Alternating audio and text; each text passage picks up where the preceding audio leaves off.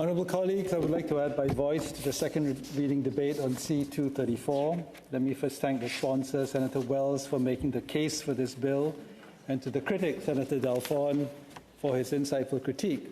I would have preferred to take some time to digest Senator Dalphon's speech before delivering my own, but I know there is some pressure to send this bill to committee tonight, along with a group of other Senate public bills. I would also like to thank the many Canadians who have written to senators to voice their views on this bill, especially Canadian farmers who are very much the subject of C-234. I join with my colleagues in expressing my gratitude to and admiration for all who work in the agriculture and agri-food sector, which not only puts food on our tables, but also generates enormous wealth for our country and is a vital part of Canada's historical and cultural identity. But farmers are not the only subject of the bill, and it would be a mistake for us to frame the policy question before us as one that is purely about the welfare of farmers. If it were simply about the welfare of farmers, the case for supporting the bill would be strong. It is important to recognize, however, that the bill is as much about reducing greenhouse gas emissions and meeting our international commitments as it is about the price of natural gas and propane on farms. After all, colleagues, we are discussing amendments to the Greenhouse Gas Pollution Pricing Act, which this chamber passed in 2018, and this is not, in fact, a bill on farm support. I should not have to remind colleagues about the existential threat to Canadians, and indeed for all of God's creatures, of global warming due to the centuries-long increase in greenhouse gases, principally from industrialized countries. A recent article in the journal Nature points out that a warm, dry spring has meant an early start to the fire season in Canada, with the area burned so far, more than 4 million hectares of forest, already exceeding the amount raised during the entire 2021 extreme fire season.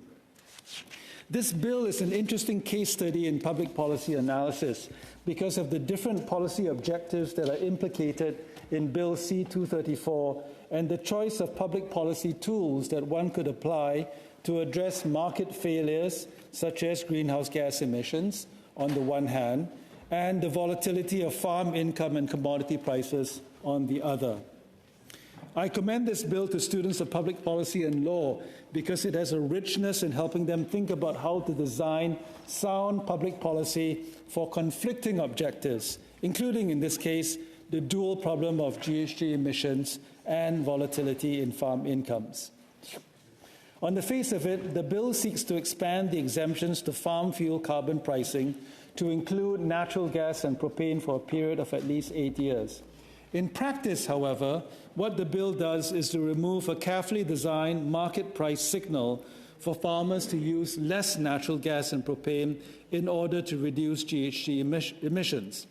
The argument in favor of the exemption is the relative paucity of alternatives to natural gas and propane for the heating of farm buildings, especially grain dryers. Proponents of the bill have taken the most direct route to addressing this problem, which is to expand the exemptions.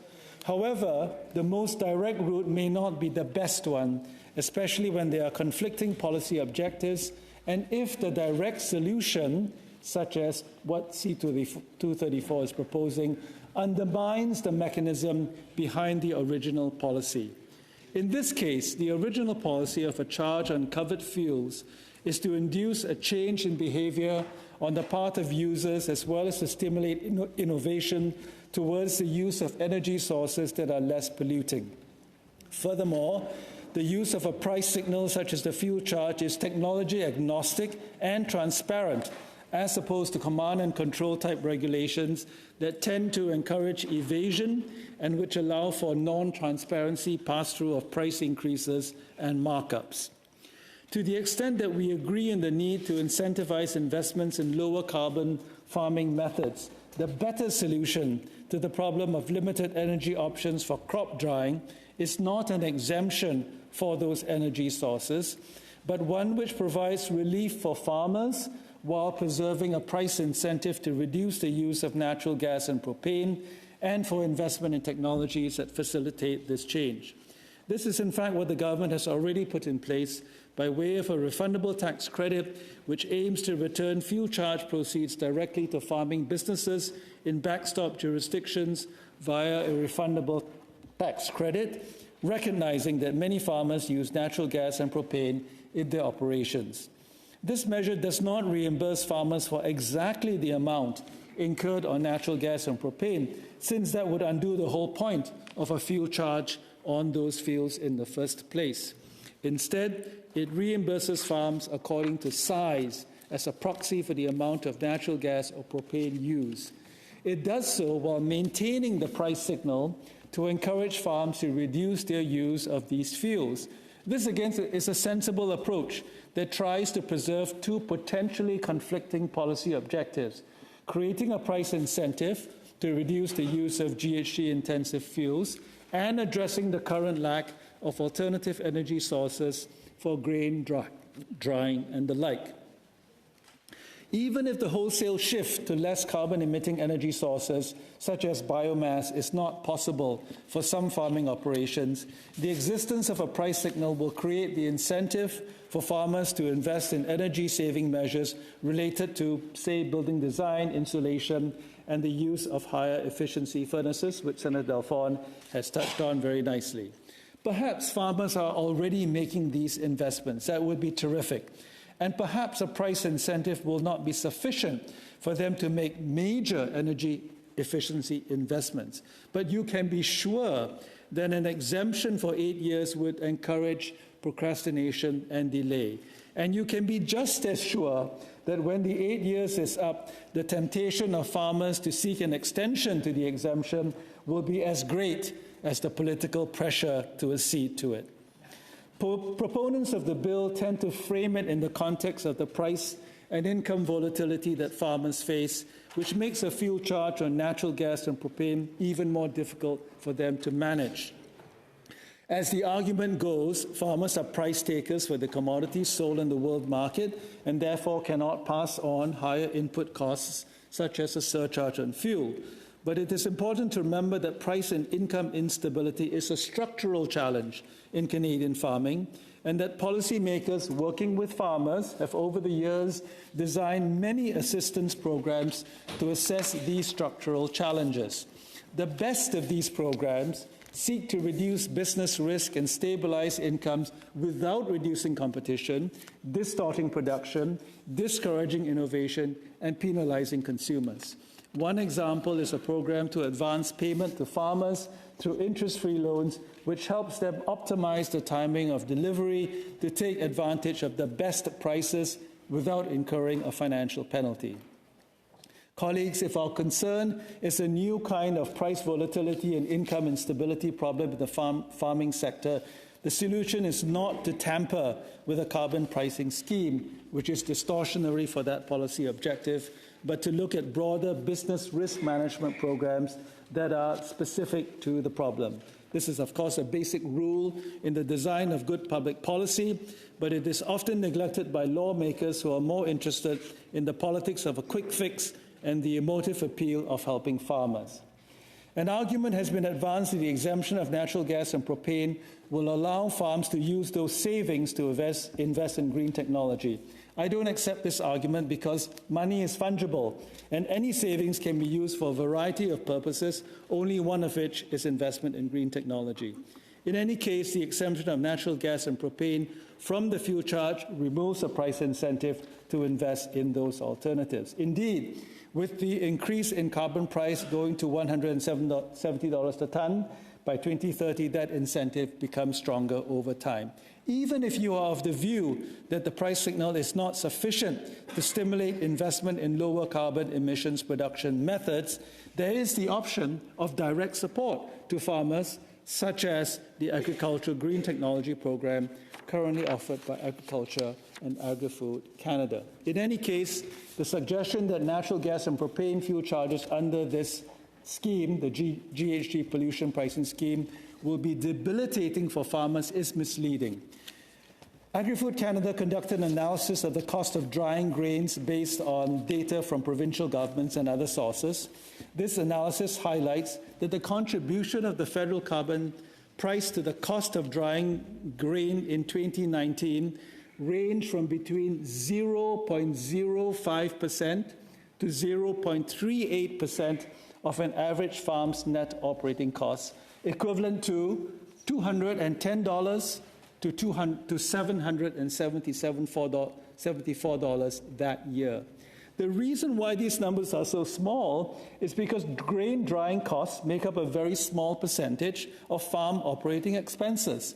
Assuming no carbon price, the figure, according to Agriculture Canada, is 0.4% in Alberta, 1.7% in Saskatchewan, and 1.2% in Manitoba. Another way to look at this issue is to consider the price of natural gas relative to grain and oilseed prices. If you look at a 10-year time series of natural gas prices and compare them with the price of grains, what you will find is a steadily declining ratio between the two. Looking back 20 years and taking 2007 as the year when the ratio between natural gas prices and grain prices is 1, you will see that the ratio was as high as 2.6 in 2003. By March 2023, this year, the ratio had fallen to just 0.5%. The same is true of oilseeds. In other words, the cost of natural gas relative to the prices of grains and oilseeds has declined massively over the last 20 years. There are a number of other problems with C-234, some of which likely derive from the fact that private members' bills do not have the benefit of the legal drafting finesse of the Department of Justice or the oversight of central agencies and other government departments in avoiding loopholes and unintended consequences. Senator Dalphon has touched on a number of them already. I will just point out one more, which is in the definition of farm buildings. There could be some ambiguity as to what constitutes farm buildings, particularly when farms use a common source of heating, natural gas, for example, for both the barn and the dryer and the family home, and the complications around separating which part of the cost is allocated to true farming operations versus the maintenance of a family home. Colleagues, C-234 would mean that virtually all on-farm fuels are not subject to a carbon price. That is a massive exemption for a policy tool that works best when exemptions are kept to a minimum. Such a sweeping carve-out for farming simply puts a bigger onus on the rest of the Canadian economy to find reductions in their carbon emissions in order to reach our goal of net zero emissions by 2050. To summarize, what we are debating today is not whether we should provide relief to farmers who rely on natural gas and propane for on-farm activities such as drying of grain. The question, rather, is the best mix of policy instruments to address this challenge, recognizing that there are other policy objectives that have to be considered at the same time. The government has acknowledged this challenge facing farmers and responded with C-8 in December 2021 with the tax credit to return fuel charges to farming businesses in backstop jurisdictions, which both Senator Dalphon and I have discussed. As legislators, we should not be looking for the easiest solution to a problem, but rather the best solution. If we agree that greenhouse gas pollution pricing is a valid policy response to the problem of global warming, and if our goal of achieving net zero emissions by 2050 is valid, we should do everything we can to preserve the integrity of that policy.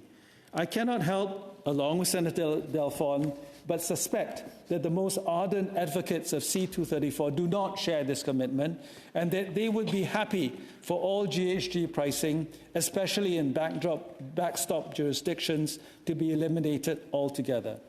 I would not be surprised if the passing of this bill emboldens critics of carbon pricing to push for wider exemptions. In any case, other carbon-intensive industries that have abatement challenges would surely be in a position to argue for so-called equitable treatment if the entire agricultural sector would be is exempt from carbon pricing on essentially all on-farm fuels because of C-234. This bill, therefore, is not only a suboptimal way to address a legitimate problem faced by some farmers, it is also a dangerous precedent that could undermine Canada's commitment to reducing GHGs and achieving our collective goal of net zero emissions by 2050. Thank you.